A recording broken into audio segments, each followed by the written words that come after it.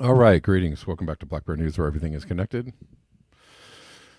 Hopefully y'all can hear me. Can you hear me? Everybody's got sound. Welcome. Thanks for hanging out with me today and every day on the internet. I'm going to do an abbreviated show today. Sorry, that's why I'm wearing a fancy shirt because I got some things to do. It's Mother's Day and all that kind of stuff. Oh, actually, I have a show today. I'm playing some music, so I gotta bust out early. But wanted to bring you some updates today because there's a lot happening. So let's get into this. Thanks for being here, y'all. We are live on Callin, Rockfin, and on YouTube. What's up, Rockfinners? How you doing? I see you. Astro Master, Kevin Chan. Oh, Kevin Chantholzer gave me a tip yesterday, and I didn't see it till after the show, but thank you, Kevin. He actually had a something to say. What did he say? He left a note with his tip. This is getting in the way of my collar. He tipped $10, thanks, Kevin. And he said, F humans except for BBN, Poppy, Osama, Joseph, and William. Yeah, pretty much everyone in the BBN cult. I didn't know we were in a cult, but that's cool. Cults are awesome. Cults are the best. Wendy DeLisa's landfall already happened. Or it is happened.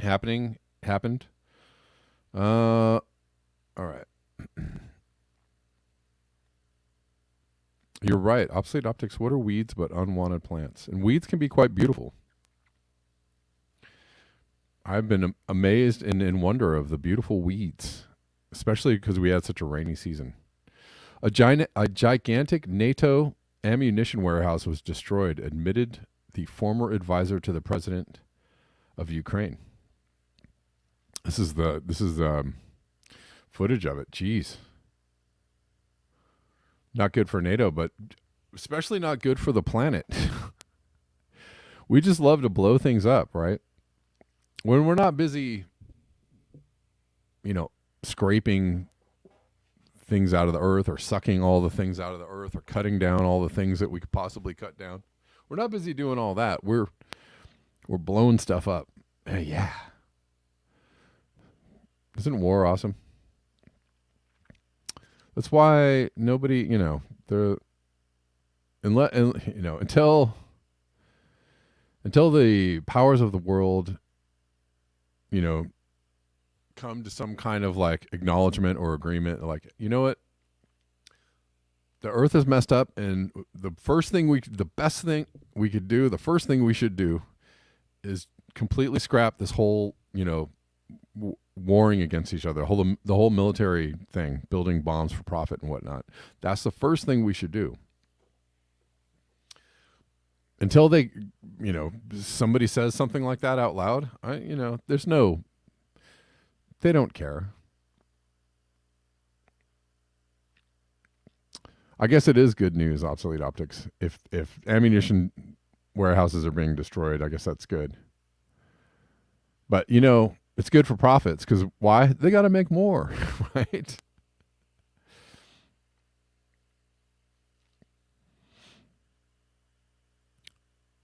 Yeah, you know what I'm saying? It's like the people that make things and then, we have too much inventory. We got to throw this stuff away. Why do we have to throw it away? Because we got to make more.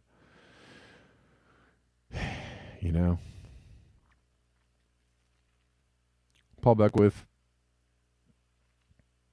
Cyclone Mocha threatens world's largest refugee camp. There's like a refugee camp with like 1 million people on the Myanmar-Bangladesh border.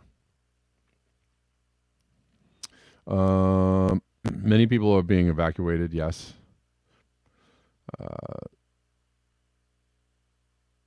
Anyways, it's like intensified to a Category 5. Predicted storm surge of between 2 and 2.5 meters, or 6 to 8 feet tall. Yikes. Imagine 6 to 8 feet storm surge. I mean, you might as well call that a tsunami.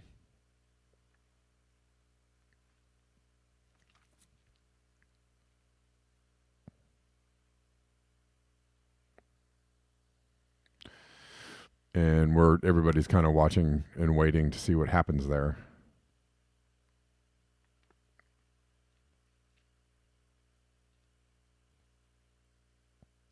So I'm waiting for my browser windows to open. Taking a little while. But I wonder what's going on, guys. What do you think is going on? All these massive storms or massive floods.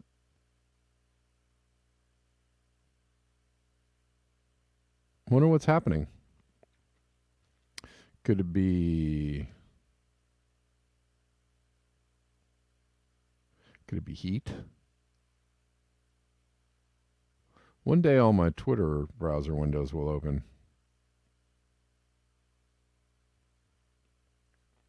Anyways, that is a massive storm, and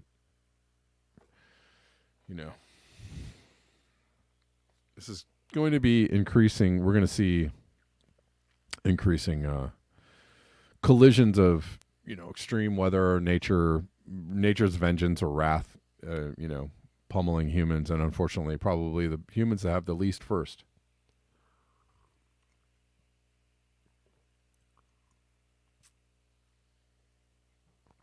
Ooh, really good point.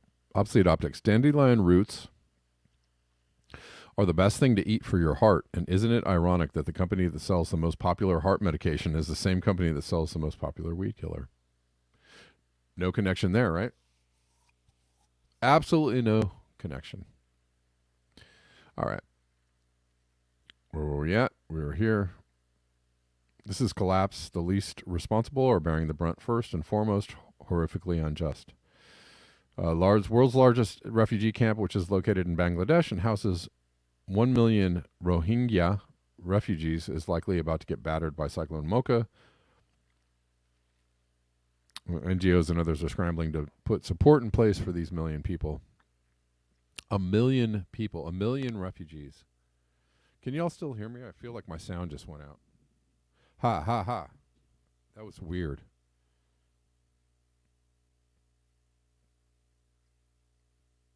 That was really weird. I guess I still have sound. I don't know.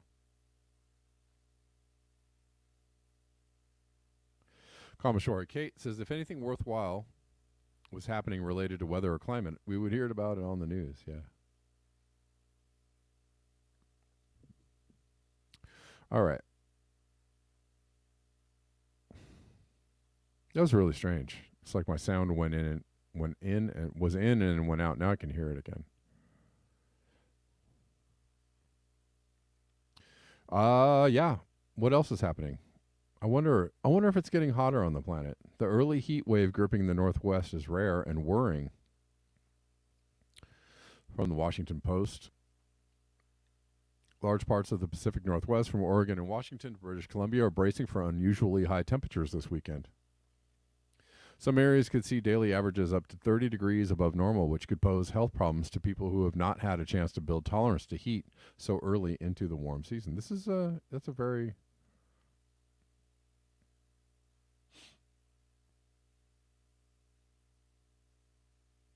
it's very concerning, don't you think? And that's a real thing. Building heat tolerance is a real thing.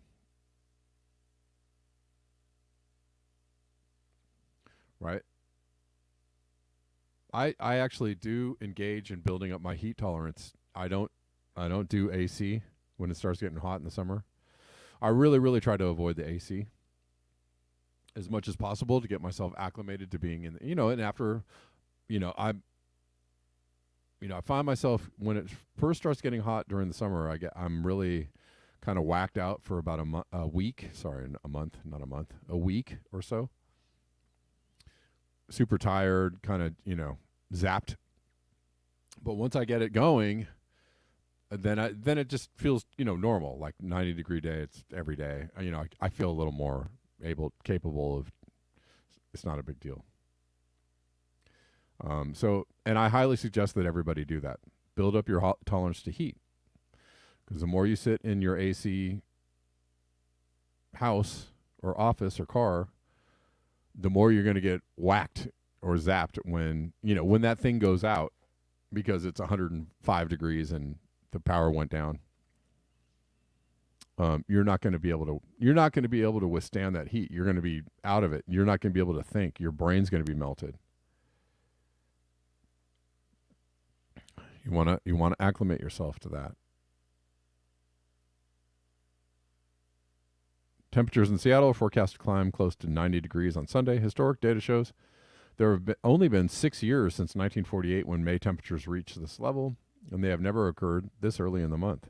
In Portland, readings are expected to top 90 degrees on several days. Vancouver, BC could see its earliest 80-degree day on record. Meteorologists and heat experts are warning that subtle early-season heat waves can cause large numbers of hospital admissions as they catch people when their bodies are least used to heat. And here's a good range of daily high temperatures since 1970. This is a good graphic here. So, this is where it's supposed to be. Historic averages for this is generally where it's supposed to be. We have had some high temperatures. And look at, I'm imagining this is going back. Anyways, it's been instances of high temperatures for sure. Looking like they're crowding more towards recent history, right? In the recent times, you see more high temperatures in the recent times. What do you call that? A trend line. You call that a trend line. Was it trending? Hotter. What's happening on the planet? I don't know. And then these forecasted temperatures are way on top of where they might have been in the past. You might call that record breaking.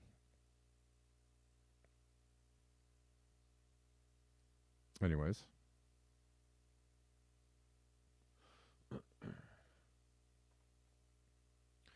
Creative Experiment says Oregon used to announce heat waves over 90 degrees. Now Oregon doesn't announce heat waves anymore until 100 degrees.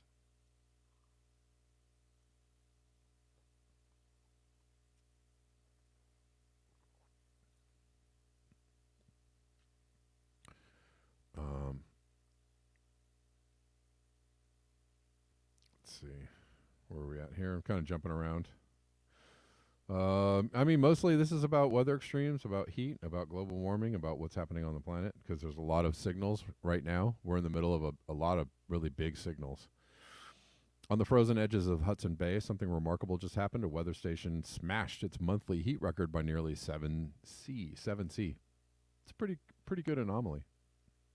And do I have to point out record breaking? Even in a warming world, this magnitude of record break is enormous.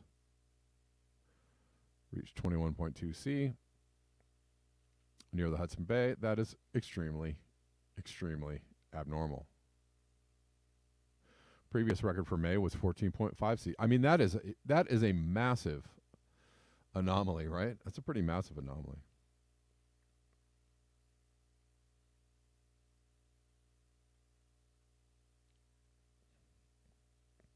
All part of a bigger heat wave ongoing over much of Western Canada. Inevitable that more records will break in coming days.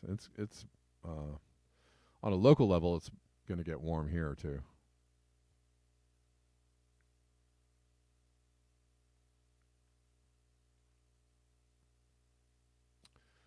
Smoke from we were just talking about the ozone layer and various reasons why it could be. The ozone layer could be going away. Smoke from recent wildfires is threatening to slow and even reverse the recovery of Earth's ozone layer. The same one that the world has worked so hard on to heal since 1987. A lot of people are questioning that narrative, rightly so, that we all came together and, chased away the bad gases and we're healing the ozone layer. It ain't healing, guys. The ozone layer is shredded. There's still massive holes in the ozone layer, massive problems. People are experiencing very high UV readings. That's why the sun feels so hot. So I would really question that narrative.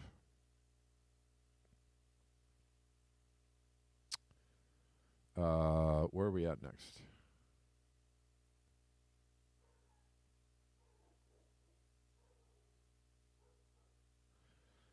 Here we go. I mean, more giant signals around a coming ecological crisis.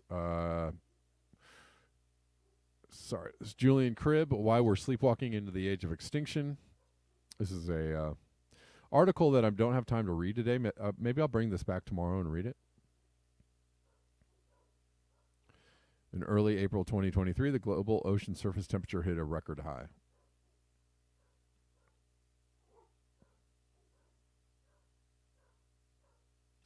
And we are still way, way, way, way out of range of where we should be.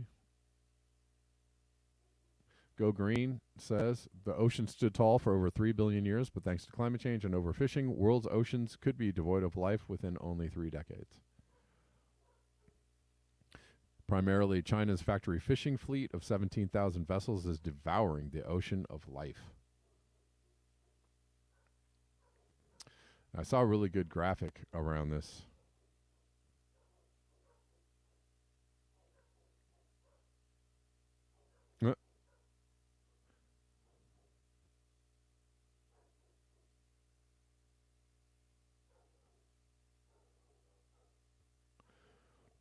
On most climate change specific Twitter channels, the deniers are out in serious force, right? This always happens. This is just normal. This is nothing. There's nothing. Going hard. Going hard. They used to come to my channel a lot, but not so much anymore. I don't know why that is. This is interesting. In Montana, this is from Steve Austin. Gianforte signs bill banning state agencies from analyzing climate impacts. What? These guys know just how bad it is. That's why they don't want any analysis. They're banning analysis of climate change impacts.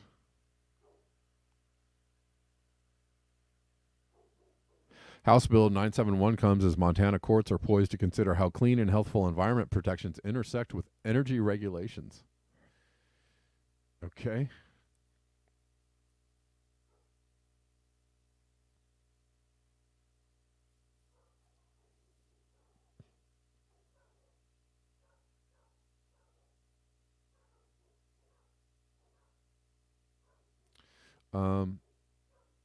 It builds off a decade-old law barring the state from including actual or potential impacts that are regional, national, or global in nature in environmental reviews. Well, why would it? Then it's not an environmental review anymore, is it?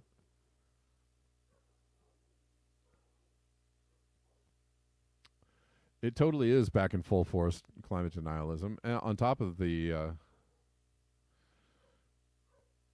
and it's being propagated by your friendly neighborhood truth tellers. Wish y'all would get it together. Like, really.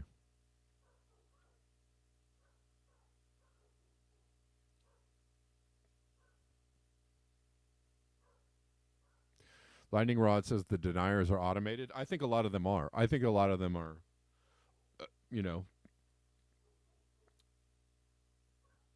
when they speak of Russian bots, what they're actually not saying, or what they're trying to distract from, is that there's actually a lot of American bots. There's a lot of just regular old, not just bots, but people who are paid propagandists by the state, by the Democratic Party, by the Republican Party. They're paid propagandists to go out there and, right? And then the people that jump on my channel and go, yeah, you don't know what you're talking about. You don't even, blah. These people, it's their job to run around and get into chats and troll people. I'm not saying that people can't feel this way honestly. I'm not saying that people don't honestly feel this way. But that is a thing. That is the thing that's happening. And it surely is happening with like the climate denial crowd. That they have to run around and like, retort or respond to every post about climate. Right? Or get people wrapped up in arguments, around it. Waste their time. Siphon their energy. Right? Distract. Delay. Right?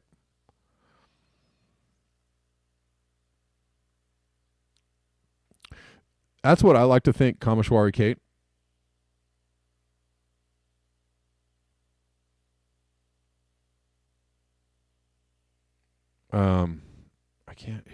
I can't understand what you. Ha! All right, do you have no sound, Tim? Oh, that's weird. Hold on. Sorry, guys. Oh, you're still here. My sound just went back to normal. Okay. It's weird. My sound is like ebbing in and out. Kameshwari says the big problem with trolls coming to slay Kevin and his channel is that they can't find an argument that holds any water or builds any steam. I mean, I hope to think that's what it is. Well, and I'm not coming at it from a dogmatic point of view. I'm coming at it from a data and evidence point of view. And I'm appealing to people on the level that, most people like to be appealed to, which is data and evidence, which is, how much do you have behind you to support your case? And I'm sorry, climate deniers just don't have anything behind them to support their case. They don't have enough. They don't have anything. They just have, but it's like anything else. Again, if there was data and if there were enough scientists, like credible people out there going like, I don't know. I don't think if there were people doing studies, like big, landmark studies that were coming out saying like, no, it looks like maybe it's not happening. If that, people would call attention to that and go, look over here. Look at this huge study that they did. Look at this, look at these very esteemed climate scientists saying like, no, we question the validity of what's going on, or we question the speed at which it's happening, or we have questions around, whether we can attribute these changes to climate change, right? And there's been plenty of that anyways, just in general scientific skepticism. That's a thing that happens all the time in science. Scientific skepticism is actually a big problem for people in this climate change community, because it leads to a lot of inaction or just delay, or a lot of like, well, we don't know, when there are clearly obvious signs that something is very, very wrong. There are clear, glaciers are melting all over the world. The Arctic is almost gone. The Arctic ice is almost gone. We're seeing stronger and stronger storms, bomb cyclones, atmospheric rivers, hurricanes, all kinds of things that were very rare in the past, now happening all the time, right? Obviously, something is wrong. Something's different. Something is changed. Something is very wrong with the Earth system, with the biosphere. It's obvious if you're just, barely alive. Oh, something is very weird. I even hear people that are, pretty hardcore denialists. Every once in a while, let it leak out like, man, we're getting a lot of tornadoes here. I guess this is like a new thing. Or we're getting a lot of like this crazy, what's going on? They're acknowledging that something is different. You cannot deny that something is wrong. Something is different. Something is very different. That's called climate change. So now, the scientific thesis, or the scientific, the hypothesis that climate change was a thing that was going to be happening in the future is now happening right now. And you can't deny it. You cannot, even the deniers cannot deny that something is wrong. Something is off. Something is different. And then they try other ways to explain it away. Like, well, sure, we're getting warmer, but it's not going to be that bad, or whatever, Fill in the blank of the ways in which they try to pretzel logic the thing, that it's not happening or something. Oh, this is happening in the past. Something. But you can't, it's just weak. It's a weak sauce. All the arguments are weak sauce, and it's plainly, it's embarrassing after a while, because I mean, it's just embarrassing, because you pride yourself on being a person that it takes data and evidence and collates it and puts it all together and tries to paint a big picture of like how this is off over here, or what people think over here. But when it comes to climate change, you're just like, no, it doesn't happen. No, it's just not happening. Like, you just completely like throw all that data and evidence and all that scientific method out the window. No, I just don't think so. Anyways, yeah, I don't know why my sound keeps going in and out. It's back now though. It's so weird. I'm not sure what's going on. My apologies, guys. Anyways, you know what? That's it, guys. I gotta wrap up the show. I told you it was going to be a short one. Good way to support the show is buymeacoffee.com/blackbearnews, Cash App at Red Llama Music, Venmo at Kevin Sandblum. These are all very, very direct ways to support the show. Also, super chats greatly appreciated. Rockfin tips greatly appreciated. Thanks for hanging out with me today. I know it was a bit of a short one, but I'll be back tomorrow, regular time.